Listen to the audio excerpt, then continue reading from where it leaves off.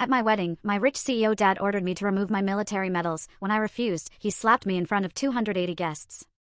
Then my fiancé, a four-star Navy SEAL, grabbed his wrist and said 8 words that made the entire room stand. My dad's face turned white. This isn't just a story about a slap.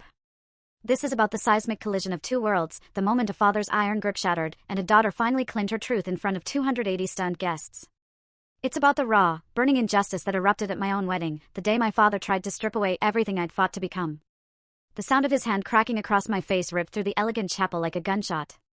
Champagne flutes froze midair, forks clattered against prime rib, and every single one of the 280 guests locked eyes on us, disbelief painting their faces.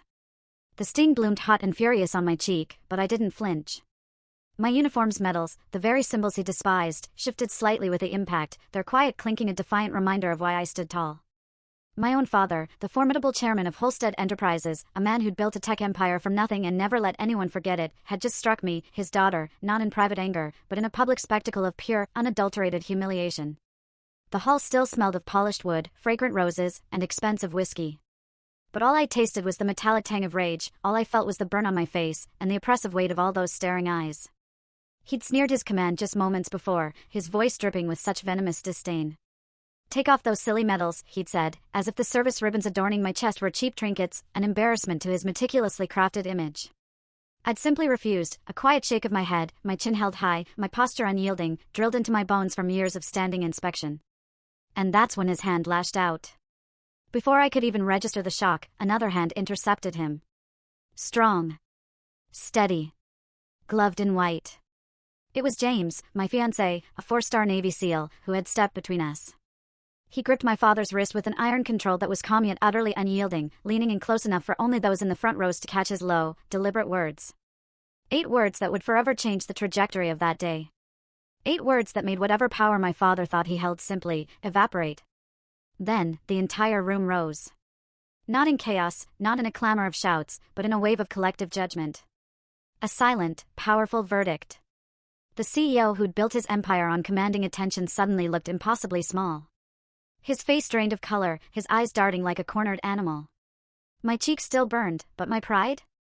My pride didn't waver. In fact, I stood straighter. Because in that moment, I wasn't just his daughter. I was a decorated officer. A woman who had carried her weight in scorching deserts and on rolling decks halfway around the world. You're probably wondering how we got here, aren't you? Why a father would slap his daughter on her wedding day. Why a uniform, the one truth I had ever owned, could ignite such a furious, desperate need for control. To truly understand that moment in the hall, you have to understand where I came from. I grew up in a house where power wasn't just admired, it was the currency. Love was rationed out like quarterly dividends, if it was given at all. Dad was the kind of man who measured worth by profit margins, and dinner conversations by who he could impress at the country club. He wore custom suits like armor, smoked cigars that smelled of burned leather, and drove cars that cost more than some families' homes.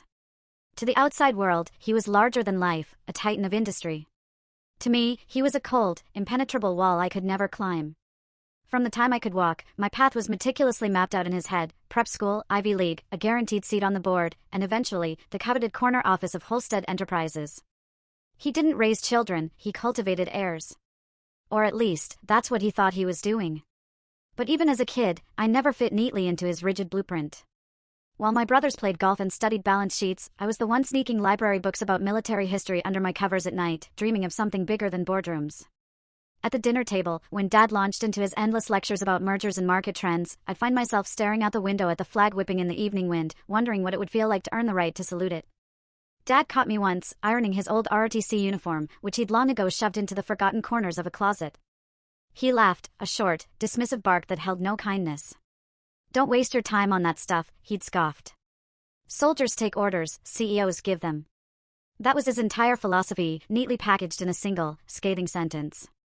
I learned early on that in his world, uniforms were beneath suits, service beneath status, and medals? Well, medals were simply silly. So why did I wear mine at my wedding? Why did I defy him, knowing full well how he would react? Because those medals weren't just metal and ribbon. They were the story of my life. Each one was sweat, scars, nights without sleep, decisions made in the searing heat of chaos. They weren't adornments. They were proof. Proof I'd earned them in deserts under a sun that felt like it peeled skin from bone, in seas that tossed ships like toy boats. In nights when the only sound was the crackle of a radio and the quiet prayers of the men beside me. And I earned them in silence, too. Letters unanswered, calls ignored, milestones met without a father's applause. The bitter irony was that those medals carried more weight than any stock certificate Dad had ever signed. They were heavy with history, with resilience. They weren't for show, they were for survival. When Dad struck me, I didn't just feel a slap. I felt the culmination of decades of dismissal. The embodiment of every silence, every scoff, every single time he looked at me and saw not a daughter, not an officer, but a failure to follow his script. But the room didn't side with him. Not this time. The guests, CEOs, investors, relatives, and strangers alike rose to their feet, not in applause, but in quiet, powerful solidarity. And in that sea of tailored suits and designer gowns, I felt the gaze of those who mattered most, my brothers and sisters in arms, the seals I had bled with. Their eyes burned not with pity, but with fierce, unyielding pride. Dad's empire had always been built on commanding rooms. But in that chapel, authority shifted with 8 quiet words from a seal, and 280 people rising in defiance of arrogance. The balance of power had irrevocably tipped. The sting on my cheek lingered, a phantom throb, but so did something else. Clarity. A profound, undeniable realization that I didn't need Dad's approval to validate my path. My medals, my vows, my entire life, they weren't his to command. Still, that moment didn't come out of nowhere. It had been brewing for years, shaped by a childhood of suffocating control, a young adulthood of fierce rebellion, and a career carved in places my father never cared to look. If you truly want to understand the weight behind that slap, and why the entire room stood for me instead of him, then you have to know where it all began. And it began long before I ever put on a uniform. I was born into immense wealth, but not into warmth. Our house sat high on a hill outside Boston, a gleaming monument of glass and stone dedicated to success, filled with leather chairs, opulent oil paintings, and an echoing silence. The driveway was long enough to swallow a dozen cars, but the ride from the front gate to the front door always felt longer, because you knew what waited inside. Dad, Richard Holstead, founder and CEO of Holstead Enterprises, treated the house like a boardroom and the family like employees. He believed in efficiency, discipline, and order, never affection. His daily uniform was a tailored gray suit, tie knotted with military precision, shoes so polished you could see a reflection in them. He'd march through the front door each evening like a general returning from campaign, tossing his keys on the marble table and expecting dinner on the table at 6:30 sharp. We weren't a family, we were a schedule. My brothers, 2 older and 1 younger, were meticulously groomed as heirs to the empire. Every Saturday morning, Dad took them to the club, teaching them golf swings and market trends as though a putter and a portfolio were the only tools a man needed to survive. He talked to them about investments, leverage, and legacy. With me, his only daughter, he talked about appearances. "You'll be judged by who you marry, not what you do," he'd said more than once, his voice a flat pronouncement. "So, keep your chin up, smile when spoken to, and don't embarrass the family." To him, I was a mere piece on a chessboard, a future bride meant to seal alliances, not someone with ambitions of her own. My mother was the soft counterweight, a gentle soul who loved books, art, and quiet moments that sometimes slipped through the cracks of Dad's regimented life. She read me poetry at bedtime, her voice a balm against the cold, sharp edges of the house. When I scraped my knee, she kissed it. When I doubted myself, she'd whisper, "Don't let anyone decide your worth, not even your father." But her voice, though gentle, was so often drowned out by Dad's unyielding commands. Dinner conversations were less about family and more about stock tickers. My brothers were praised for good grades in economics, for pitching mock business plans at the table. I, meanwhile, would try to talk about my history projects on the Revolutionary War, or my growing fascination with the Navy. Dad would cut me off with a dismissive wave. "Those who can't build fortunes fight wars," he'd say, "that's not you. You're smarter than that. Or at least you could be." It wasn't just disapproval. It was outright disdain. I remember one night vividly. I was 12, sitting at the long oak table under the glittering chandelier. My report card had just come in, and I'd proudly showed my A in civics. I explained to Dad that I wanted to join the junior ROTC program at school, thinking maybe, just maybe, he'd be impressed by my initiative, my discipline. He didn't even look up from his steak. "Ridiculous," he scoffed. "Marching around in cheap uniforms. Won't put food on the table." "But Dad," I started, my voice small, "it's about service, about leadership." He slammed his knife down, silver clattering against porcelain, and the room went utterly still. "Don't waste your breath. You're not joining any program that teaches you to salute. Holsteads are saluted. We don't salute others." I sat there, cheeks burning, eyes fixed on my plate. My brothers smirked, half in amusement, half in relief that it wasn't them in the crosshairs. My mother reached under the table and squeezed my hand. It was the only comfort I got.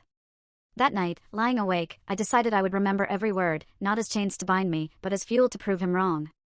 By high school, the gap between us had widened into a chasm. My brothers were carbon copies of him, striding through hallways in impeccably pressed blazers, already talking about hedge funds and IPOs. I was the odd one out, drawn instead to the ROTC students practicing drills on the football field, their boots hitting the pavement in sharp, rhythmic precision. When I told Dad I wanted to apply to the Naval Academy, he reacted as if I'd announced I was joining the circus. "You're throwing away every advantage you've been given," he barked, his voice tight with barely suppressed fury. "Do you know what people will say when they hear my daughter is crawling through mud instead of running board meetings? They'll laugh at you, at me." "I don't care what they say," I replied, my voice trembling but somehow steady. "This is my choice."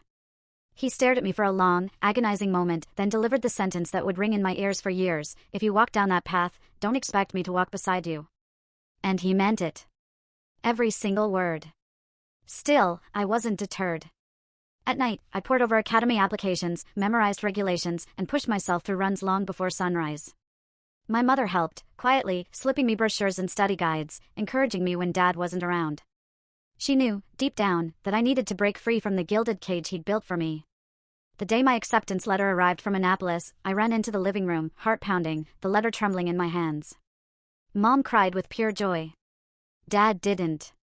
He just stared at the envelope for 30 long seconds before muttering, "So, you're serious about this nonsense?" Then he simply walked out of the room. He didn't speak to me for 2 months. It was my first real taste of silence as punishment, and it stung more than any shouting ever could have. Looking back, I realized Dad never raised his voice because he didn't need to. He ruled with his sheer presence, with expectations that hung in the air like heavy smoke. You either lived up to them, or you were cast out. I was already halfway to being cast out.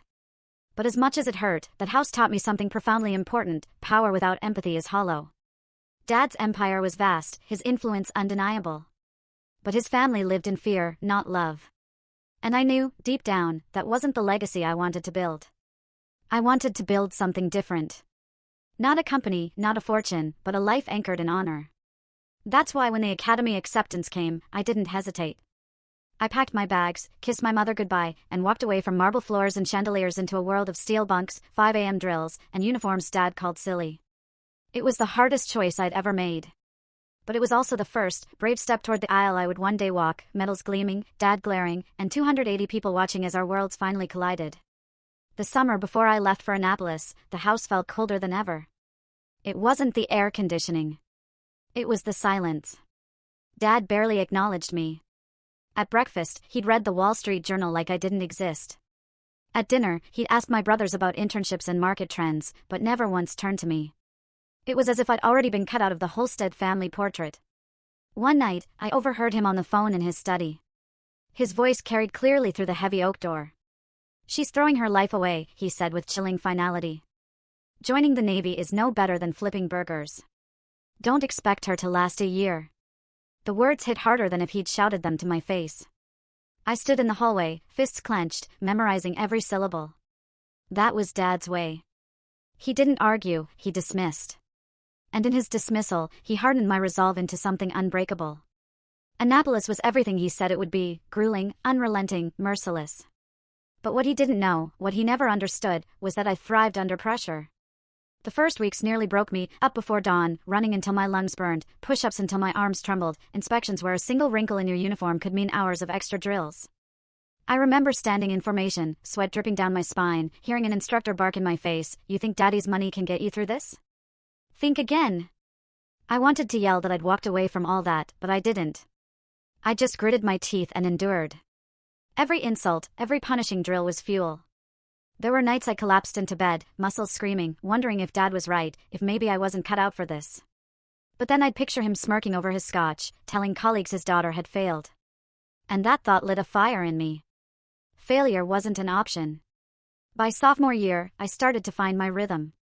I studied harder than I ever had in my life. While others went out drinking, I stayed in the library, memorizing strategy, logistics, history. I ran until my legs felt like steel. Slowly, steadily, I rose. Not because I was the strongest, but because I simply refused to quit.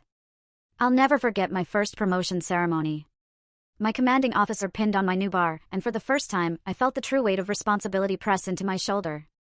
I called home afterward, my voice full of pride. The line rang, and rang, and rang. No answer. So I mailed a photo of the ceremony. Weeks later, I got a single envelope back. Inside wasn't a note of congratulations. It was a clipped article from a business magazine about my brother's internship at Goldman Sachs. A yellow sticky note in Dad's familiar handwriting said, "This is what success looks like." I tore it in half. The divide only widened. My father's world revolved around profits and prestige. Mine revolved around service and sacrifice. Each holiday homecoming turned into another battlefield. He'd sit at the head of the table, swirling his bourbon, and ask, "So, still playing soldier?"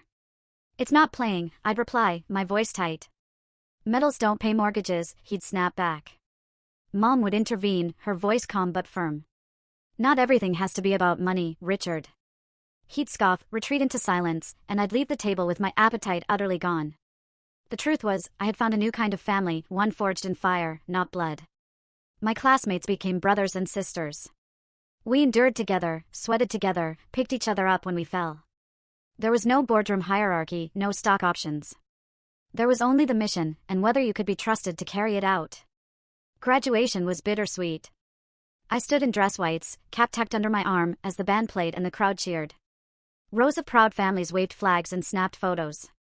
I scanned the stands, searching for one face I knew I wouldn't find. Dad hadn't come. Not for the ceremony, not for the commissioning. Not for the moment his daughter officially became an officer in the United States Navy. Mom was there, though, dabbing tears from her eyes. She hugged me so tight afterward I could barely breathe. "He's wrong about you," she whispered. "You've already proven more than he ever has." Her words stayed with me long after she was gone. Deployment followed quickly. My first assignment was Okinawa, far from the glittering skyscrapers Dad loved to point to as symbols of power. The days were long, the nights longer, and the work wasn't glamorous.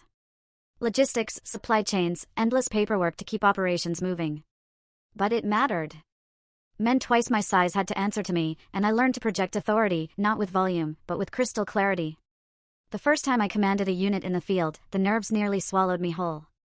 But I remembered the countless times Dad had told me I wasn't enough. And I decided right then I would never, ever let his voice be the last word on my worth. Years passed.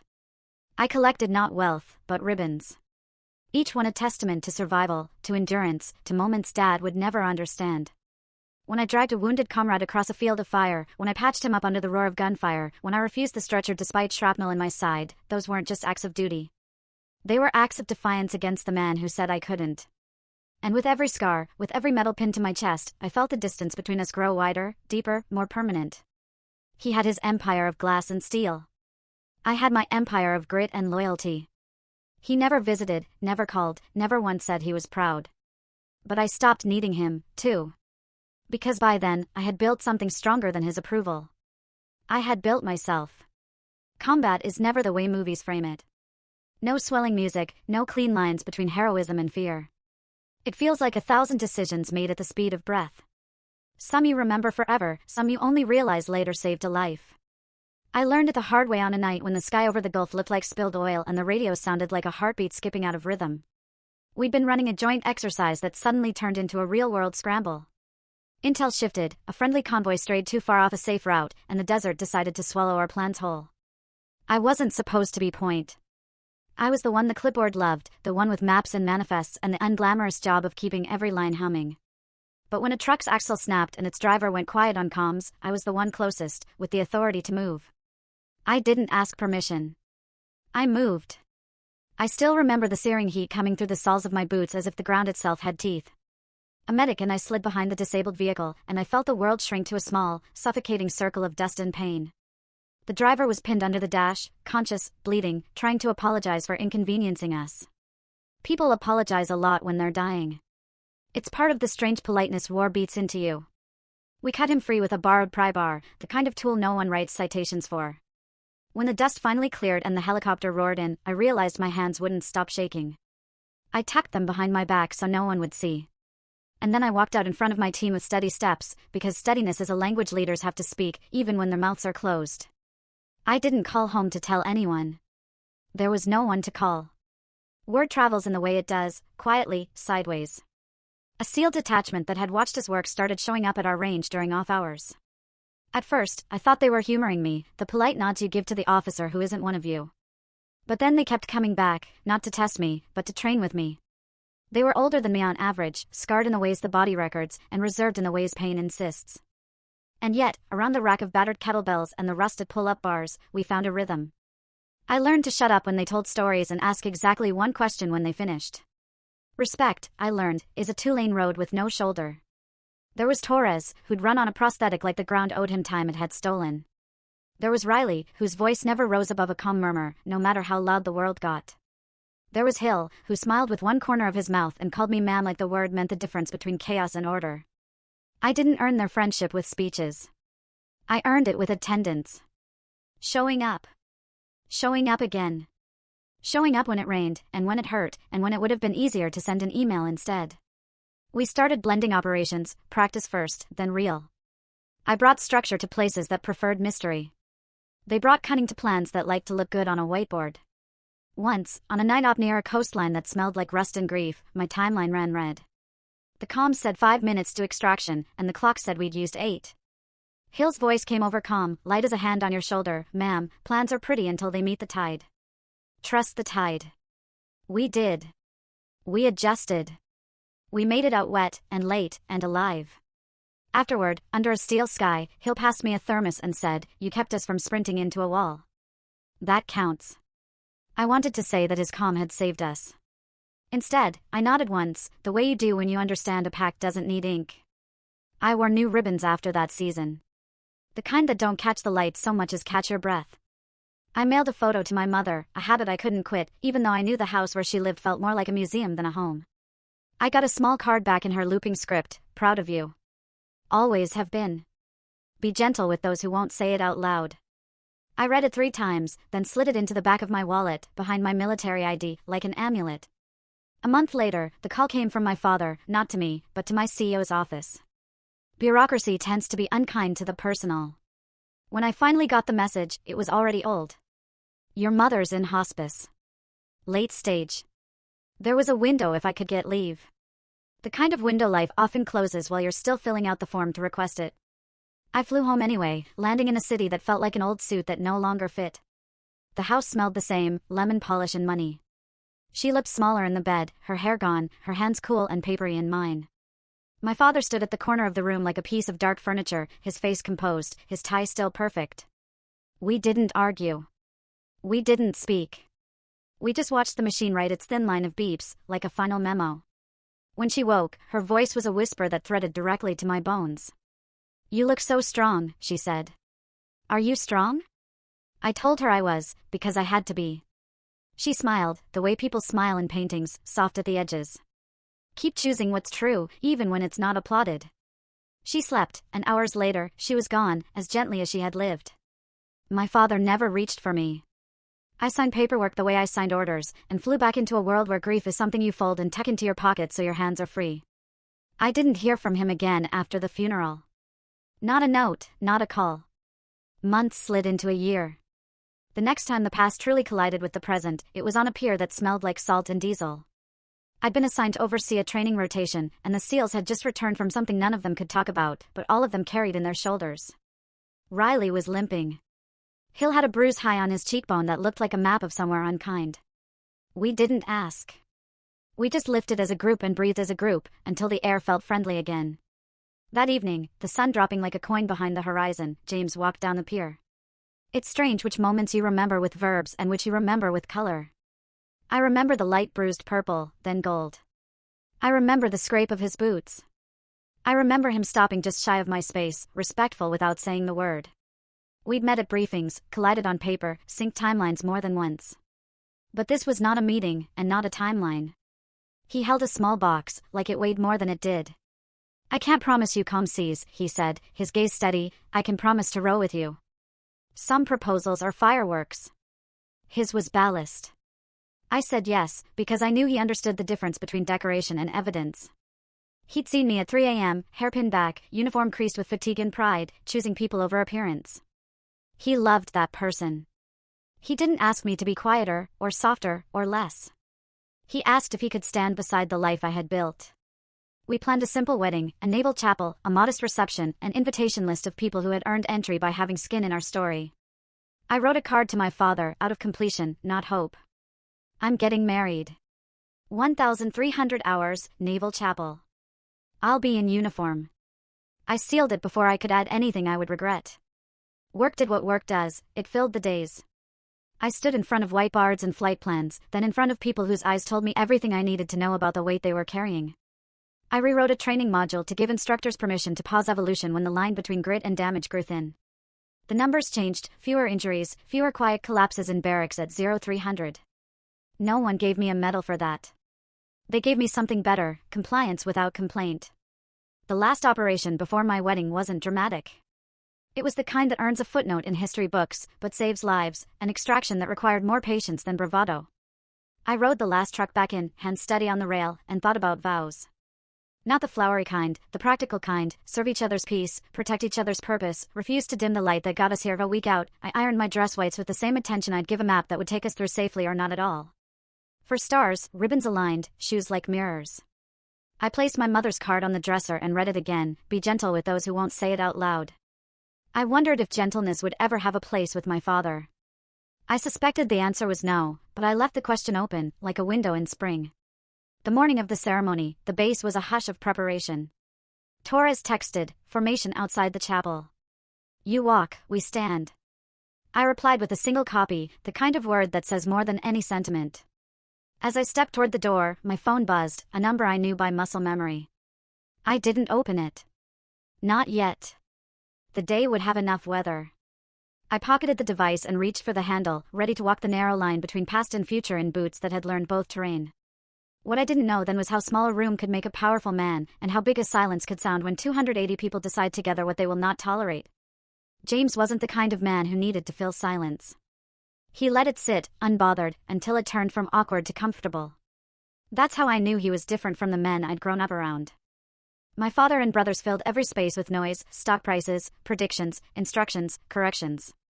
James filled space with presence. We met during a joint working group at the Pentagon. He was already a 4-star Navy SEAL by then, though you wouldn't know it unless someone else told you. No flash, no chest thumping, just a steady calm that cut through the room like clean air.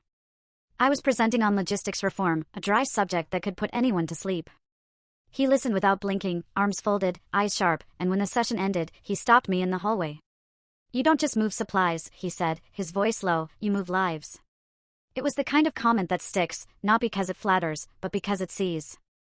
We crossed paths again and again, briefings, field exercises, the kind of endless carousel that keeps the military machine turning.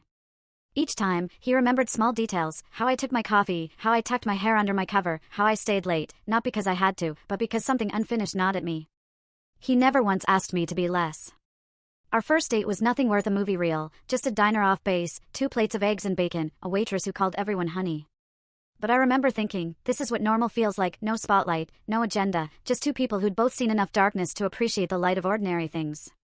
Over time, his steadiness became my ballast. He didn't compete with me, didn't measure his worth against mine. When I came home late, still smelling of diesel and gun oil, he'd look up from his book and smile as if I'd been gone 5 minutes, not 5 days. He asked questions not out of idle curiosity, but out of deep respect. How do you keep men calm under fire? What does it feel like when a unit salutes you? I'd shrug and say, it just feels like duty. He'd shake his head. No, it feels like trust. Don't minimize it. The proposal was as unadorned as the man himself. No grand gestures, no choreographed spectacle, just the 2 of us on a weathered pier in Norfolk, boots dangling over the water, gulls crying overhead. He held out a small, simple box and said, let me serve beside you, wherever that means. I didn't cry. I didn't need to. I just said yes. Because I already knew. When we announced our engagement, my father's response arrived, not by call or letter, but by silence. Weeks later, when I finally saw him at a family gathering, he cornered me near the bar. His glass of bourbon glistened in the low light. You'll wear a proper dress, he said flatly. Not that costume. Not in front of my friends. You won't embarrass me. I'm not marrying you, I replied, my voice steady. I'm marrying him, and I'll wear what tells the truth. His jaw tightened. Do you understand how humiliating this is? People will whisper. They'll laugh at you. Then let them laugh, I said, a fire burning low in my gut. At least I'll know I'm not lying. He turned away, muttering into his glass. But I knew. The battle lines were drawn. Planning the wedding was simple by design. James didn't want a circus, and neither did I. We chose the Naval Chapel, clean lines, stained glass that caught the morning sun, pews worn by years of hands and prayers. The guest list was modest, close friends, comrades, a few family members I still spoke to. The SEALs heard about it, of course. I never invited them formally, but one by one, they told me. We'll be there. Torres grinned, his prosthetic leg tapping the floor. You walked us through hell. We're not letting you walk to that altar alone. I tried to argue. They just shook their heads. Non-negotiable. A week before the ceremony, I wrote a card to my father. Not out of hope had been wrung out of me long ago, but out of completeness. The words were short, I'm getting married this Saturday. 1,300 hours, Naval Chapel. I'll be in uniform. I sealed it before I could second-guess myself. The night before the wedding, tradition kept James and me apart. He stayed with a close friend. I stayed in base quarters. At midnight, I ironed my uniform. The one truth I had ever worn. Each ribbon aligned, each button polished, shoes reflecting the ceiling lights like pools of water. As I smoothed the cuffs, my phone buzzed on the nightstand. A message from a number I knew by heart but had never saved. 5 words, you'll regret this tomorrow. I stared at the screen for a long moment. Not in shock. In clarity.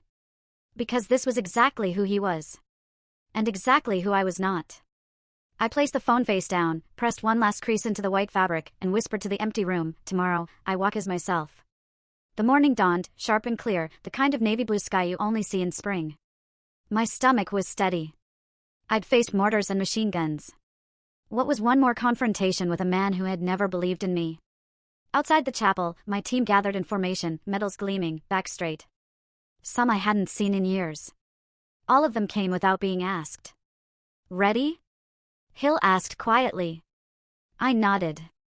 Ready.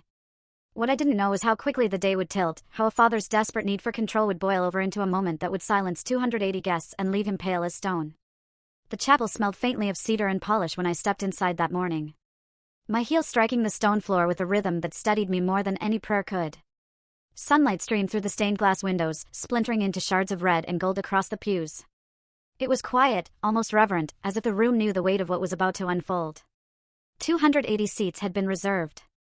Every one of them filled by someone who represented a piece of my divided world.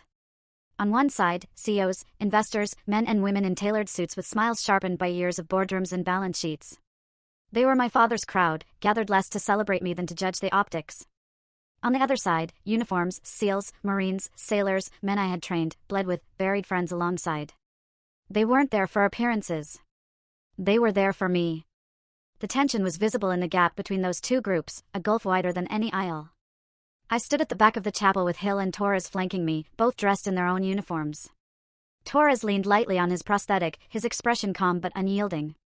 Hill adjusted his cuffs, then glanced at me with a small smirk. You look like a commander about to take the field, he said. I smiled faintly. Feels about the same. Difference is, Torres added, this time, we're walking with you. Their presence, solid and unwavering, steadied me. I didn't need them to, but it mattered anyway. Guests whispered as they caught sight of me. The uniform was impossible to ignore. Rows of ribbons lined my chest, each one a chapter of sacrifice. The 4 stars on my shoulders seemed to shine brighter under the sunlight than the diamonds on half the women's wrists. From the front row, my father's gaze cut through the air. He was the only man in the chapel who didn't whisper, didn't shift, didn't blink. His tuxedo was blacker than midnight, his tie knotted with the precision of a man who couldn't afford mistakes. He looked like power incarnate, at least until you noticed the tension in his jaw, the way his hand gripped his cane just a little too tightly. When our eyes met, he raised one brow, as if to say, "Don't test me." The music began softly, an organ playing the processional notes, climbing like a tide rolling in. My chest tightened, but not from nerves. From clarity. Each step down the aisle felt less like a bride's walk and more like a march into the truth. The SEALs had warned me, we'll stand if anyone so much as looks at you wrong. I believed them. They weren't men of empty threats. Halfway down the aisle, I caught sight of James at the altar. He wore a clean navy blue suit, simple, grounded, just like him. His eyes shimmered when he saw me, not with surprise, he'd known I would wear the uniform, but with something deeper. Respect. Belonging.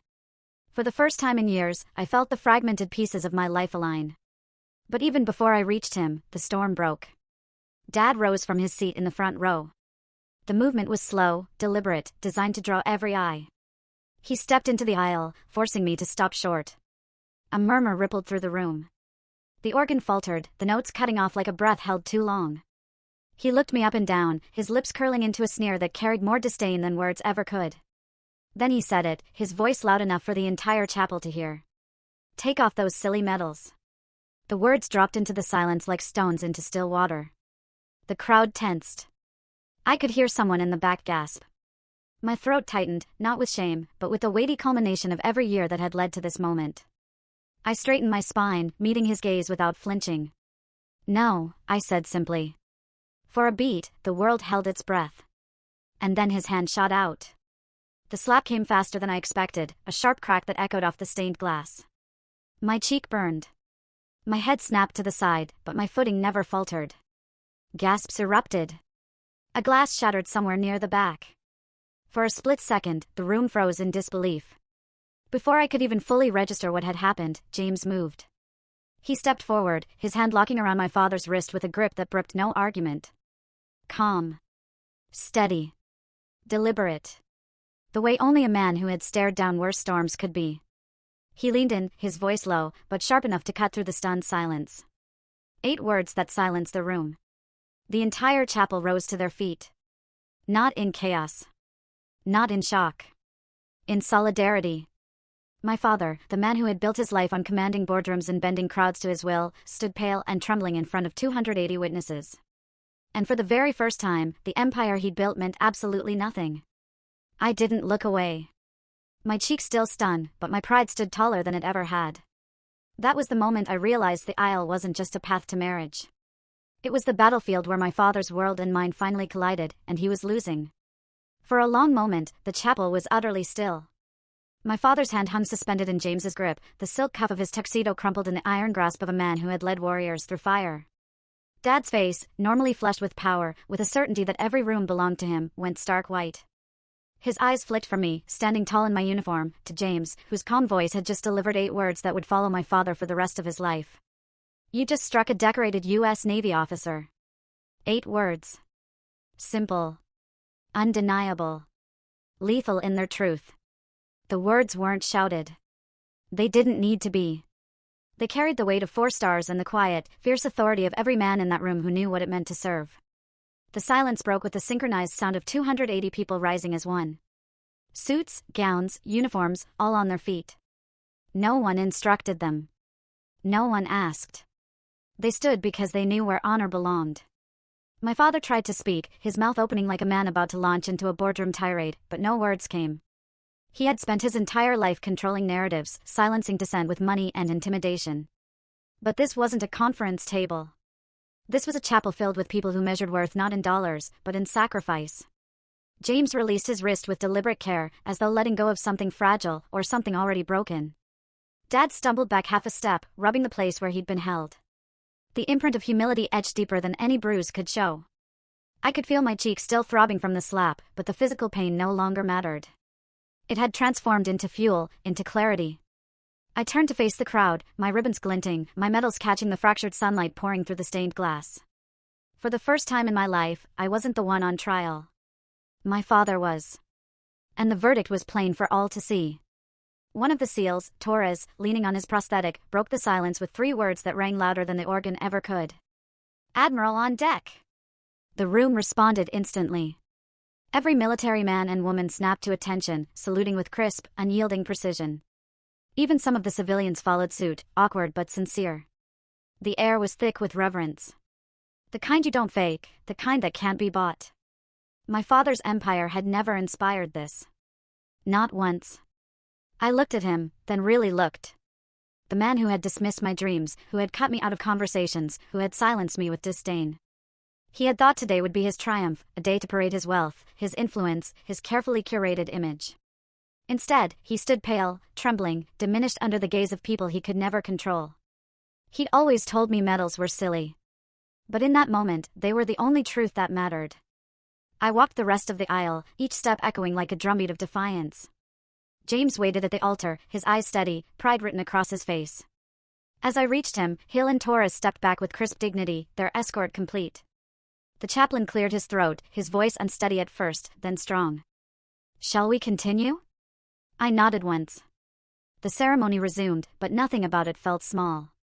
Every vow, every word, carried the immense weight of what had just transpired. When James took my hands and promised to serve not just my body, but my peace, I felt the sting on my cheek fade into something far, far greater, vindication. At the reception afterward, whispers ran through the crowd like wind through tall grass. People gave standing ovations for our toasts. But no one dared laugh. No one dared diminish what had happened. My father left quietly before the cake was even cut. No grand exit, no parting speech, just a man slipping into the night, stripped of the authority he once thought unshakable. I didn't chase him. I didn't need to. Because the truth had already been spoken, witnessed, and sealed. Later that night, James and I slipped outside for air. The moonlight spilled across the water, soft and silver. He touched my cheek gently, his thumb brushing the faint red mark. "Does it hurt?" he asked. I shook my head. "Not anymore." He smiled. "Good. Because what people will remember isn't the slap. It's how you stood." And he was right. That's the thing about revenge. People think it's about destruction, about crushing those who wronged you. But the most powerful revenge isn't loud or violent. It's standing so tall that the people who tried to break you can no longer look down. My father will always be a rich CEO. That's his legacy. But mine? Mine is different. Mine is honor earned in deserts and seas, carried in scars and ribbons, saluted by men who never once asked me to be less. And when the world rose that day, not for wealth, not for power, but for respect, it wasn't just my wedding. It was my reckoning. If you've ever been underestimated, dismissed, or told you weren't enough, remember this: honor doesn't come from blood or titles. It comes from what you've endured, what you've built, and the truth you refuse to take off, no matter who demands it. Remember who stood for you when others didn't. Who saluted you, not because they had to, but because they chose to.